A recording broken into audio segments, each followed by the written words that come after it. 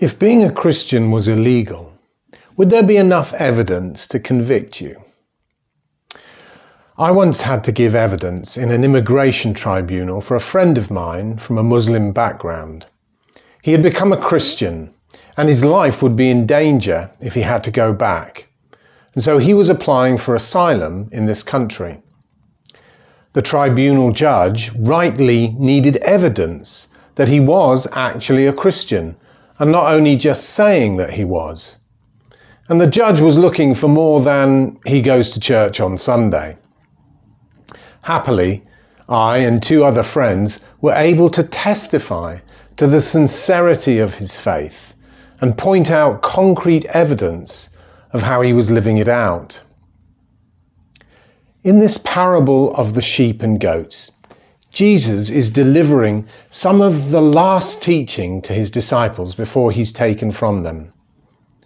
There is a sense of urgency and an emphasis on the importance of what he was passing on to them. This and other parables and sayings of Jesus show us that he is looking for fruit in our lives. It's not the fruit which saves us. The fruit is the evidence of the salvation life of God within us. The focus, as always, is really on the heart. If we are not motivated by the things that motivate God, we may conclude that we do not really know him.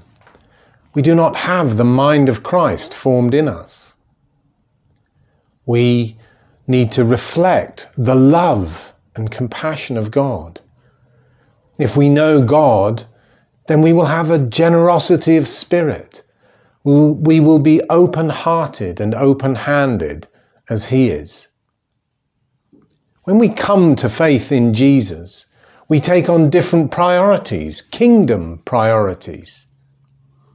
So what's important to you?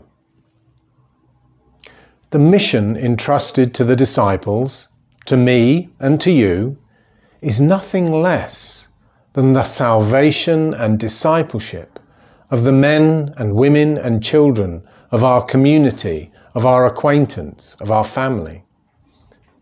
This is not a game or a hobby or a leisure pursuit. It's not something we engage in our spare time.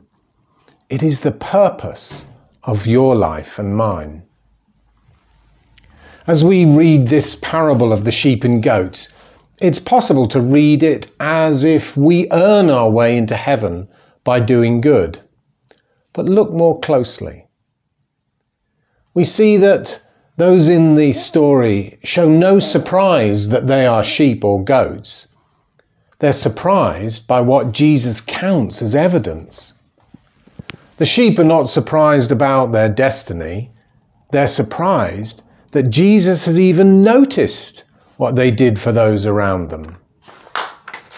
So we know that they don't do it in order to get into heaven, but out of something of heaven that's inside them. Their actions come from a motivation that is in their hearts.